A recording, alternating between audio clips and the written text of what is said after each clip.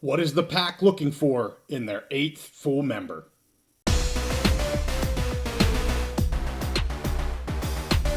Conference realignment is always in the news, so we're back here on the Big Mountain to keep you updated. Hey, JY again, going alone. Steve is on vacation. Have a few things we need to talk about here with the PAC 12. Of course, A.D. Barnes had some statements here earlier this week. And I want to do another follow-up to my trip down to San Marcos, Texas State University. Some more information I want to give our PAC fans and our Bobcat fans on my trip down to see A.D. Coryell. So the first item here were some new comments here from Oregon State's athletic director, Barnes. He had some comments with the Gazette-Times out of Corvallis. They came out on Tuesday.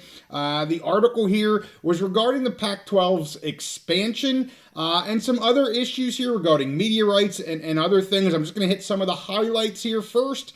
He spoke about the 2025 media deal and that it maintains the national exposure. Of course, most of that deal being on the CW. For the future here, he stated there will be a primary platform for the Pac-12. He also said that there's going to be free to market cable, and he also believes an element of streaming for the Pac-12, looking at 2026 and beyond. The next portion that he covered here was, for me, the most interesting part of the comments, this regarding the 8th full football member, and as it relates to the Mountain West litigation going on right now. Here at the same time, we've talked about this several times, trying to get a media deal, trying to get at least one more football member, and of course they have the ongoing mediation right now through that litigation with the Mountain West. Barnes stated here, in terms of the litigation and membership, quote, they are two separate issues. As I have said here on the Big Mountain, I believe this 8th full football member is the most important step to the conference. While they may technically announce a media deal first, the next member or members is really going to be the most important part to the Pac-12 conference moving forward. Barnes went on to say something that we have repeatedly heard from both current and future Pac-12 ADs, that 9 football members works the best for scheduling. However, Barnes said they don't want to let the tail wag the dog in that regard. And he said the priority here is quality over member, not the amount of new members. So definitely looking at the quality of who the member or members are going to be, and not just adding someone because they need that 8th member right now. Regarding what the PAC is looking for in a new member, Barnes stated that they have created guiding principles. He said some of these principles include that the economy is thriving, the program is building for the future, the trajectory of the university, and also the investment in growth of both the university and the athletic department. I think those are great principles to consider, and that leads me right into Texas State University. Of course, as our dwellers know, I spent Tuesday visiting Texas State down there in San Marcos.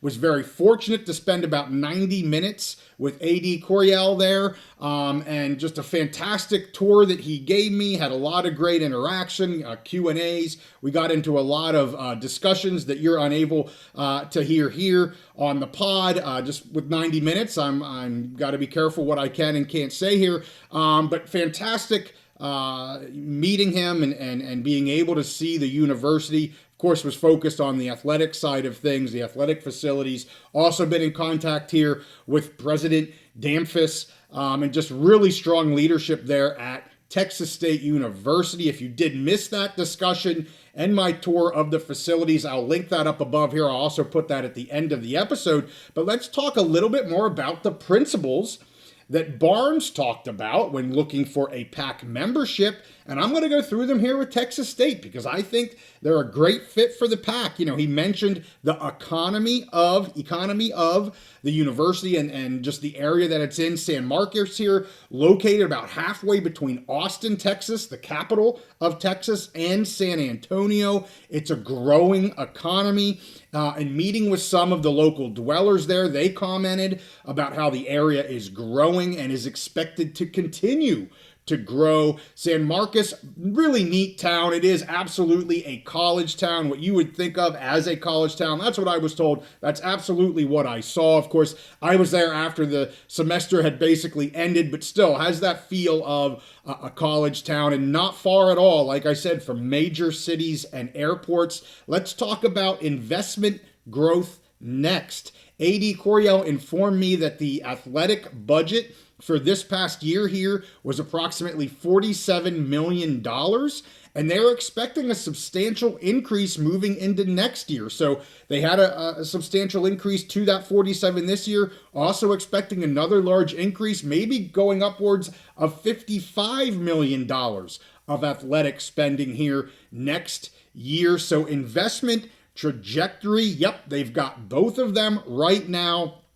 And not only that, with the budget, but they also have recent enrollment growth. You know, in an era that we're seeing universities being concerned about the enrollment cliff and decreasing enrollments and trying to deal with that, Texas State has seen growth over the past 5 years and a 5% increase just this past year. Again, I'll put up a slide here so you can see some of this data, and I'll go through a few slides here as well. Applications for 2025 in the fall here are at an all-time high for Texas State University. So absolutely great trajectory in terms of fiscal environment, in terms of enrollment, and of course, in terms of their facilities. And lastly, we have to talk about the plans that they have here to build for the future. They just unleashed here recently, I'll throw some slides up, their 25 to 35 master plan. It includes all aspects of the university, including the educational expansions and improvements, obviously residency halls and housing. I talked about their enrollment increases. They have to have the housing, so they're looking at that. Dining facility expansions and upgrades. They're looking at parking expansions and upgrades. And of course, the athletic facilities expansion and upgrades. I want to talk about them a little bit more, focused on these on my episode here just a couple days ago. But the end zone here for the stadium at UFCU Stadium, just about complete. It is beautiful. I was fortunate enough to see all of that. A.D. Koyo took me in just about every aspect of that new area and renovated area that they have here for the football teams. It offers new team rooms, multiple team meeting rooms, a huge new weight room that looks right out onto the field there of the stadium. They have new training facilities, new hydrotherapy rooms. They have new coaches' rooms, and they have many amenities and hospitalities to bolster that fan experience. Some really neat stuff there in that new end zone complex. Also, they add a walkway to give access the entire way around the stadium. So they didn't have that access connecting the one end zone. They do now. Some fantastic views. Really are taking advantage of some of those kind of bar stool type of areas in the corners. Fantastic looking stuff, and it is an absolutely beautiful stadium there. They also, moving forward, have plans for a new baseball and softball clubhouse. That would get added on here for new locker rooms, a new pitching lab, new batting cages, again, as well as addressing some seating issues, increasing that fan experience there for baseball and softball. Also, moving down the pike, they have plans for a potential indoor practice facility there that could be used by the marching band and obviously also the football team and other teams and other events that they would want to host in that space. And because of that, that would remove some of their parking. So they have a parking garage planned with an all-new walkway, pedestrian bridge, all kinds of stuff planned for that end of the campus.